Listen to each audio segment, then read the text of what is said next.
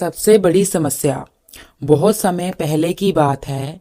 एक महाज्ञानी सन्यासी जी हिमालय की पहाड़ियों में रहा करते थे। लोगों के बीच रहकर वह थक चुके थे और अब वह ईश्वर की भक्ति करना चाहते थे और सादा जीवन व्यतीत करना चाहते थे। लेकिन उनकी प्रसिद्धि इतनी थी कि लोग दुर्गम पहाड़ियों, रास्तों, नदी झरनों तथा कई आपदा का सामना करके भी उनसे मिलने आया करते थे। उनका मानना था कि वह ही एक सन्यासी विद्वान है जो उनकी हर समस्या का समाधान कर सकते हैं।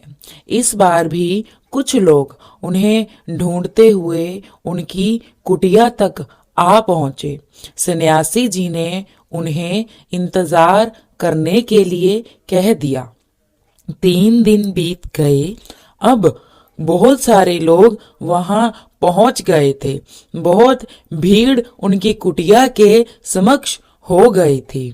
जब लोगों के लिए जगह कम पड़ने लगी तब सन्यासी जी बोले, आज मैं सभी के प्रश्नों के उत्तर दूंगा, पर आप सबको एक वचन देना होगा कि आप सब किसी और को इस स्थान के बारे में नहीं बताएंगे, ताकि आज के बाद मैं एकांत में रहकर अपनी साधना कर सकूं।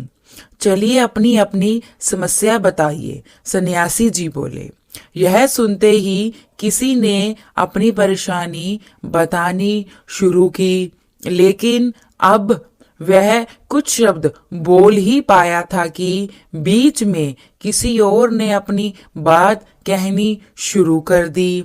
सभी जानते थे कि आज के बाद उन्हें कभी सन्यासी जी से बात करने का मौका नहीं मिलेगा। इसीलिए वे सब जल्दी से जल्दी अपनी बात रखना चाहते थे। कुछ ही देर में वहां का दृश्य मछली बाजार जैसा हो गया। अंत सन्यासी जी को चीख कर कहना पड़ा, कृपया शांत हो जाइए। अपनी अपनी समस्या एक पर्चे पर लिखकर मुझे दीजिए, सन्यासी जी ने कहा। सभी ने अपनी अपनी समस्याएं लिखकर आगे बढ़ा दी। सन्यासी जी ने सारे पर्चे उनसे लेकर एक टोकरी में डालकर अपने बगल में रख लिया और बोले, इस टोकरी में एक दूसरे की समस्या है तथा इस टोकरी को एक दूसरे के पास कीजिए। हर व्यक्ति एक पर्ची उठाएगा और उसे पढ़ना पड़ेगा।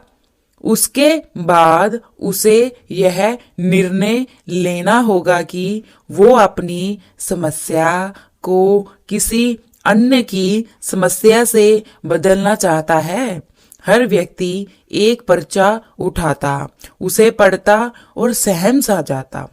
एक एक करके सभी ने पर्चियां देख ली, पर कोई भी अपनी समस्या के बदले किसी और की समस्या लेने को तैयार नहीं हुआ।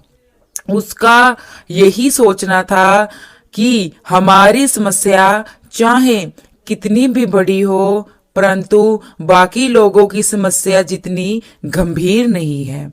2 घंटे के बाद सभी अपनी अपनी पर्ची हाथ में लेकर या धरती पे फेंक के खुश होके वहां से चलना शुरू कर दिए। उनको यही लगता था कि हमारी समस्या इतनी गंभीर भी नहीं है कि हम इसके बदले किसी और की समस्या अपने सिर पर उधार लें।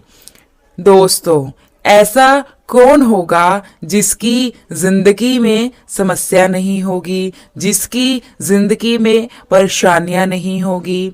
किसी की जिंदगी में स्वास्थ्य को लेके, किसी की जिंदगी को लेके, पैसे को लेके समस्या होती ही है। हमें कभी भी ऐसा नहीं सोचना चाहिए कि हमारी समस्या बहुत बड़ी है और हमें कुछ ऐसा करना चाहिए जिससे यह और बड़ी हो जाए।